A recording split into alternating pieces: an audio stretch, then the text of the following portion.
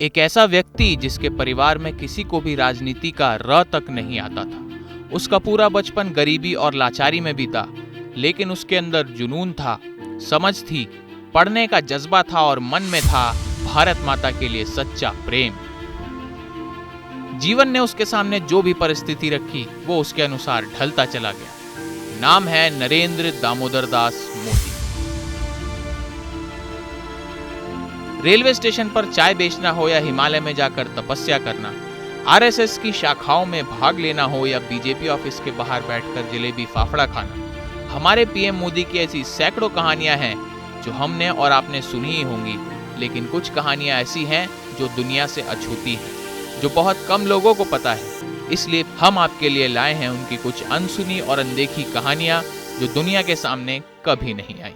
नरेंद्र मोदी, एक ऐसा नाम जिसने जब 2014 में प्रधानमंत्री पद की शपथ ली तो वो इतिहास के पन्नों में दर्ज हो गया।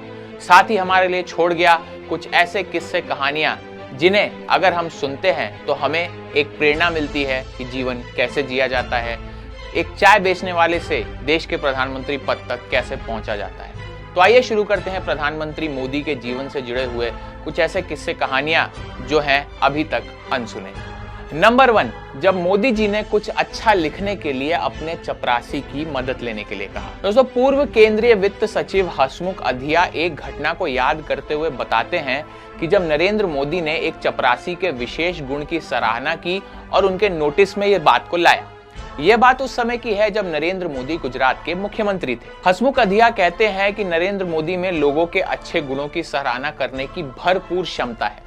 एक घटना को याद करते हुए उन्होंने बताया कि नरेंद्र मोदी जब मुख्यमंत्री थे तो उनके साथ वो उनका काम फिनिश करके लौटने ही वाले थे।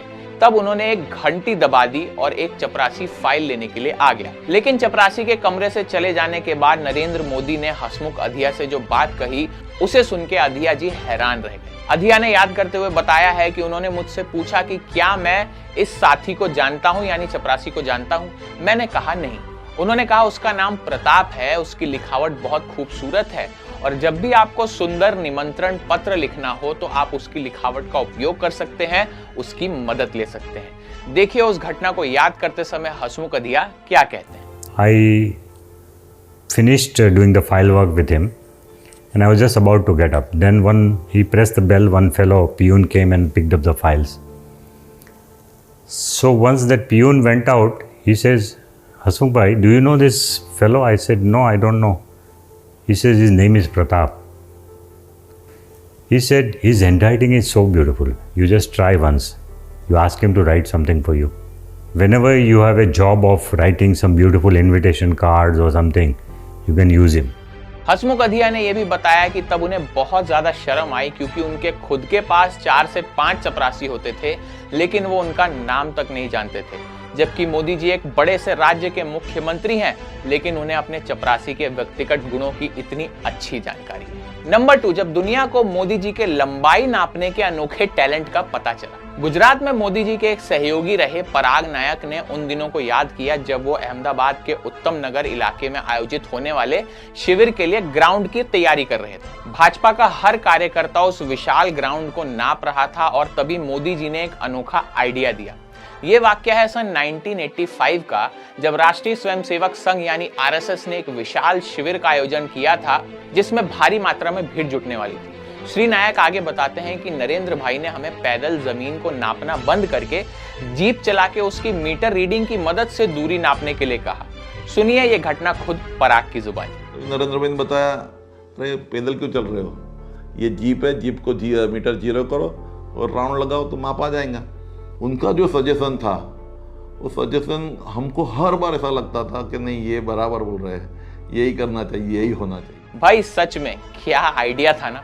इस आइडिया ने पराग नायक और अन्य लोगों को आश्चर्यचकित करके रख दिया कि कोई गाड़ी का उपयोग करके पूरे ग्राउंड का सटीक माप कैसे प्राप्त कर सकता है।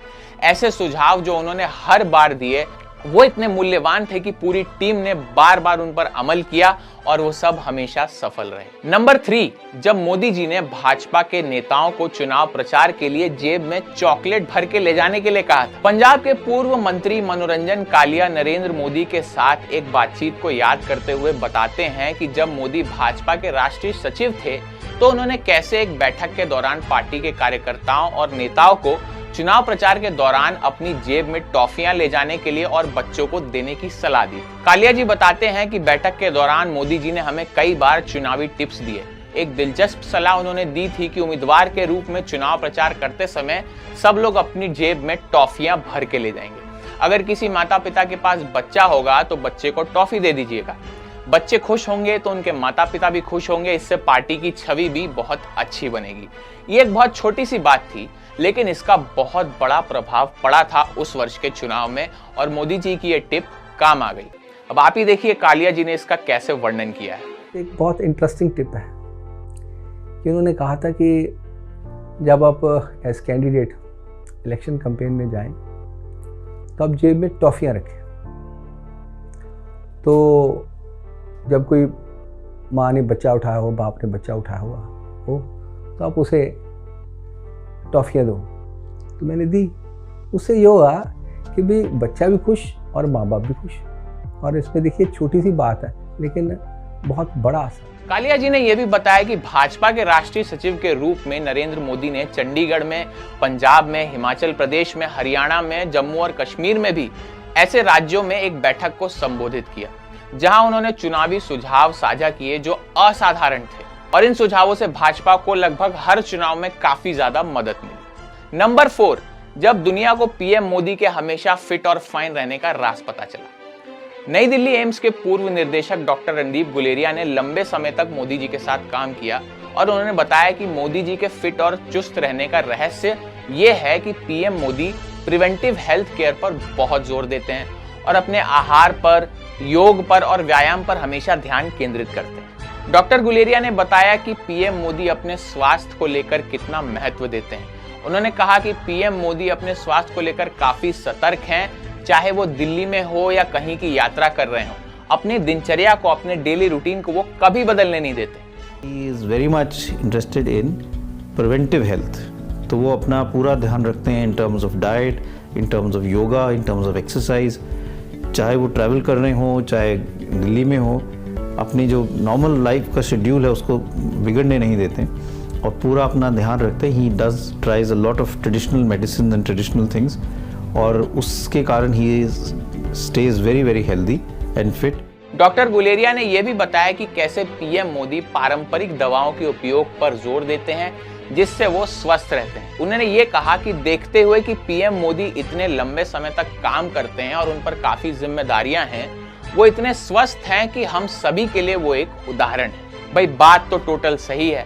भारत जैसे बड़े देश को चलाने के लिए स्वस्थ और चुस्त दुरुस्त रहना जरूरी है और पीएम मोदी अपनी सेहत और एनर्जी से भारत समेत पूरी दुनिया के लोगों और नेताओं को प्रेरणा दे रहे हैं और हमेशा देते रहेंगे। तो ये थी पीएम मोदी के जन्म दिवस पर पीएम मोदी के जीवन से जुड़ी 4 अनसुनी कहानियां। उम्मीद है आपको ये सब पसंद आई होंगी। तो ऐसे ही दिलचस्प वीडियोस और किस्से कहानियों के लिए सब्सक्राइब और फॉलो जरूर कीजिएगा विस्तार न्यूज और विस्तार डिजिटल को।